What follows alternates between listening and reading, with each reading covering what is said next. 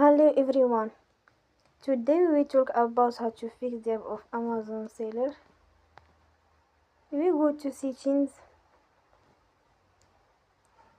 Then we click on apps. After that you will search the app Amazon seller and you will click. You will on for stop. After that you will go to storage. Then we click on clear cache.